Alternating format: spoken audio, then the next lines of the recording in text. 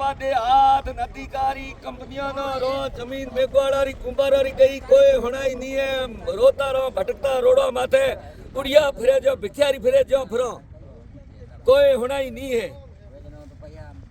अधिकारी हणो बाहर आया था, दौड़े क्यों गया है? दौड़े गया है क्योंकि भाई मीठे गोले दियो हड़ताल बकेरे ये कांड दौड़े गया कोई होना ही नहीं है। 10 साल हुआ मैं तो रोता फिरा कोई फायदा नहीं।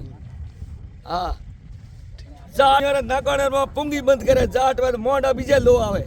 हाँ हाँ हो जा देख लो और आप भेड़ा फिरे दो खेता एक खेता दो बेड़ो क्यों भरे उगिर मीठे गोले दे उगिर जमीन है मीठे गोले दे डोकरो उगिर बाप है सब मीठे गोले कहीं नहीं है।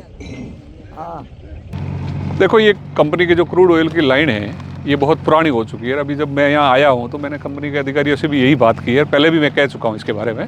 ये बहुत पुरानी हो चुकी है, इस लाइन को चेंज करना चाहिए लेकिन कंपनी कर नहीं रही है। ये कंपनी की लापरवाही है, कंपनी को इस लाइन को चेंज करना चाहिए। ये क्रूड ऑयल जो जिस तरीके से खेतों में गया है लोगों के खेतों में और किसानों को बहुत ज़्यादा इसका नुकसान हुआ क्योंकि ये जो क्रूड ऑयल है जैसे ज़मीन में जैसे ही जाएगा ना तो नीचे जाएगा तो ये भविष्य में उस खेत में कुछ नहीं होने वाला है, न तो फसल होने वाली है ना कोई घास होने वाला है।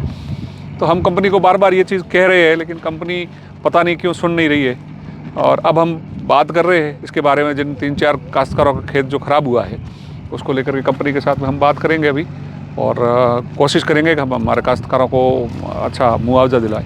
जैसा कि आप खुद मान रहे हैं कि कंपनी की बड़ी लापरवाही है, इस तरह की कई लापरवाही जो है पहले भी सामने आ चुकी है, कई मजदूरों की यहाँ पे मौत हो चुकी है लेकिन कंपनी अभी भी कुंभकर्ण की नींद सो रही है। करीब 12 घंटे बीतने को आए, पाइपलाइन लीक हुए, अभी तक कोई सॉल्यूशन नहीं।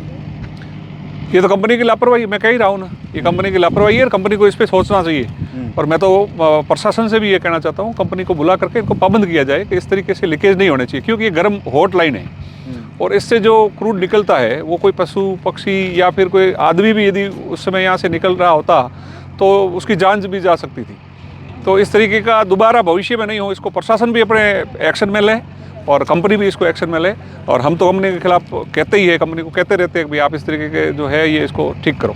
थोड़ी देर पहले हम किसानों से बात कर रहे थे, खेत मालिकों से बात कर रहे थे, उन्होंने कहा जैसे ही हमें पता चला तो हम दौड़ते हुए रोते हुए यहाँ पर पहुँचे लेकिन कंपनी के अधिकारी जो हैं कोई संतुष्टजनक जवाब अभी तक नहीं दे पा रहे। ये दिक्कत तो है कंपनी में, हम भी देख रहे हैं पिछले कई सालों में जो पहले जो कंपनी की यहाँ नीति थी, पॉलिसी थी, उस पॉलिसी में कई बदलाव इन्होंने कर दी। जैसे CSR है, जैसे लैंड की टीम रहती थी, यहाँ पे जो लाइजनिंग की टीम रहती थी, लोगों के साथ में बातचीत करती थी। अब कैन कंपनी ने वो पूरा का पूरा अपना जो है वो प्रोसीजर पूरा चेंज कर दिया। अभी कोई लाइजनिंग की टीम यहाँ पे कोई नहीं है जो आकर के किसानों से बात कर सके, गांव वालों से बात कर सके और इस तरीके के जो मुद्दे होते हैं और भी कई मुद्दे रहते हैं उनको सुलझाने के लिए भी इनके पास अभी कोई टीम नहीं है। साथ ही CSR फंड के जो पौधे लगाए जाते हैं उनकी भी बात करेंगे। कई बार कंपनी वाले दावे करते हैं कि करोड़ों रुपए हमने खर्च किए, CSR फंड से हमने सारे पौधे लगाए, लेकिन इस रोड पे आपको एक भी पौधा नजर आ रहा है? ये मैंने आज से 5 साल पहले कंपनी को कहा था, मैंने कहा जितनी भी रोडें बनी हुई है आपकी कंपनी की उस रोडों के दोनों साइड में आपको पौधे लगाने चाहिए ताकि ये जो यहाँ पे प्रदूषण जिस तरीके का हो रहा है उस प्रदूषण को रोकने के लिए, जैसे हमारे यहाँ पे जो एशिया की सबसे बड़ी ओपन माइंस है साउथ वेस्ट माइनिंग लिमिटेड यहाँ जो काम कर रही है, उन्होंने जो पौधे जिस तरीके से लगाए हैं, गाँव के अंदर लगाए हैं, गाँव के आसपास लगाए हैं और भी जगह उनको जगह जगह एरिया डेवलप कर रहे हैं, तो वैसे इनको भी करना चाहिए, एरिया डेवलप करना चाहिए।